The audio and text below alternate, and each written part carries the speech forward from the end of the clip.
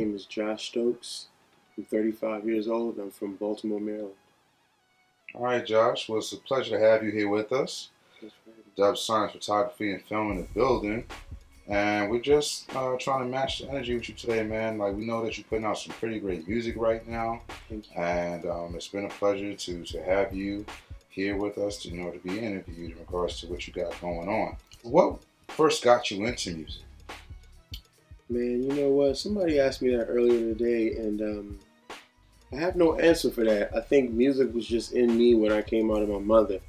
Like, whatever the process was with her and my father, like, intermingling, just created me. And I can't even say, like, when I was 9, I heard the song. As soon as I was aware of what was going on, music was it for me. I was making a beat, I was trying to hum or sing or, just pointing out the music in things. As soon as my head came out of my mother, I was like, So it was just like forever. That's what's up. Tell me a little bit about your musical background outside of that, though. Because from what I understand, you had a kind of church upbringing, correct? Absolutely. So was a lot of your music also locked down in the church for a while? Absolutely, all day long. So a lot of my musical influences started in church. But it was so dope because church music is so boundless that you still get everything. I can remember just singing with my mother, or like my father, he used to conduct choir rehearsal when we used to go to my uncle's church, because my uncle is also a pastor too. So my father was a choir director there, so I'd be there with him, watching him kind of do the whole thing and just taking in that whole process. And I always used to enjoy that so much, but never knew why. My mother was a great singer, so she would be like a special singer for all the like little small groups or plays or things like that. And I'd be at rehearsals with her. So all these influences, church gospel music is so vast that you can learn reggae music from there. You can learn classical music from there. You can learn funk, blues, because it's all from that same pot. So it was so rich. And it's given me a lot of the tools that I need now in what I'm doing to be able to thrive. Now it gives me great pleasure to present to you one of the great black masterminds. Was there anybody in particular that inspired you to create music? Was there? To create music? I guess my parents, they inspired me to create music. I used to watch a lot of rap videos, and that really inspired me. I never knew like the ins and outs of like the music industry, like producers and stuff like that, but I knew like I like that beat. I knew that. I knew Jay-Z's voice was ill when I first heard Hard Knock Life. I didn't even know about Reasonable Doubt because I'm like 10, you know what I mean? But like when I heard Hard Knock Life, I was like, this dude's voice is dope. So all that kind of stuff, like those producers like Quincy Jones or like a David Foster, or like a lot of gospel musicians used to really inspire me to make music. Gospel artists like a Ty Tribbett, or like a John P. Key, or like a Hezekiah Walker, or like a James Hall, just Rance Allen, Kurt Franklin, Kurt Carr. There's a lot of dope people that was like, you would just get all these amazing influences. Like, not only are they great musical, but they're great performers. They know how to work the stage. They know how to get you involved as just a listener. So picking up on all that amazing stuff, like Little Richard, he inspires the hell out of me. Chuck Berry does. Jay Dilla does. Just a lot of the rich stuff, the stuff that was like George Clinton, D'Angelo, all that kind of stuff just really inspires me. Sly Stone. I feel like they just follow me everywhere I go. Prince, Michael Jackson. I do realize that from you. Like I said, we were talking before about your first album, 2016. It's called Who Is Josh Stokes? Yes, why did I know that off the top of my head? Who is Josh Stokes? So I can get a preview. Oh, I know you got me for sure, 'cause I won't let you walk away from me. Now, to me, because I knew you from the music scene here in Baltimore. Yeah. But at that point, I had only seen you perform with other people. I had never seen you perform by yourself. Yep. And when you dropped that album, and I remember buying it from you,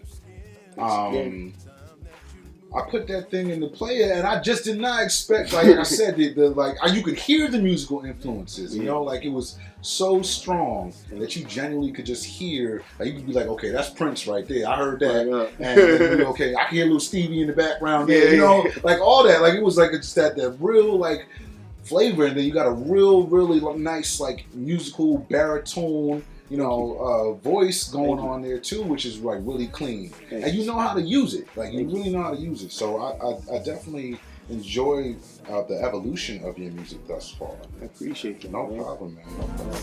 Oh shit! You're now listening to the Late Night Tip on Lover Radio. I'm your host, Mr. 14th, keeping it real sexy, like you know what I'm saying. Yeah. How do you typically create your music? When you go into the studio, or maybe when you're at home just kind of playing around, like do you normally like come from a writing perspective first, or are you more of like let me lay this musical foundation first in regards to like instrumentation? You know what, man, it varies. Just everything you said, where I'll have like a beat that I might just start making a beat. But then the more I'm listening to the beat, like what else can I add? I might start getting a melody, and there goes a chorus that turns into a verse that now I have a whole song. So when that starts to happen, it's like, oh damn, let me just plug in the interface real quick and just make this whole song. That can happen. I might have a voice memo idea where I'm save it for later and go do it again. Or I might just start getting words for like a melody that again I'll do the voice memo thing, have that, start to build the song around that. Because as like most, you know, singers and producers know, like when you have the words and a melody, you kind of know what the musical foundation is that you want behind it. So it's kind of varies to all those things. How many musical instruments do you play? I play 2. The drums for real, and then the keyboard where it's like I can like find chords and figure out chords and like transpose to play in other keys. But I've been enjoying even playing the keyboard a little bit more. Just the fundamentals of it all and like how I really suck at it, but it takes time to like get good at it, and I'm starting to appreciate that process of like being bad, because as a kid I didn't like being bad. You know, I'm great, so I could hear greatness and be around it, so I just wanted to immediately be great. But it's like it takes time, and I didn't want to hear that as a kid. I wanted to immediately like be a virtuoso on the piano, and it's like nowhere in the world does it work like that. You know, so now in the age that I'm at now, I'm able to appreciate that whole message. All the time we make it. Really wish I could get you. So your heart would be so blue. Hope that you stay true. What is the most useless talent that you have? It's a useless talent that I have. I love washing dishes. Really? Yeah. Wow. I love washing dishes. I like... Is there something meditative about it for you? you? It is. Okay. Like washing dishes, sweeping, vacuuming. That kind of makes sense. That kind of makes sense. Like when I see a whole sink full of dishes, I'm like, man, that's about to be on. I plug in my headphones, find like an interview or something to listen to, and them dishes are like washed. Gotcha.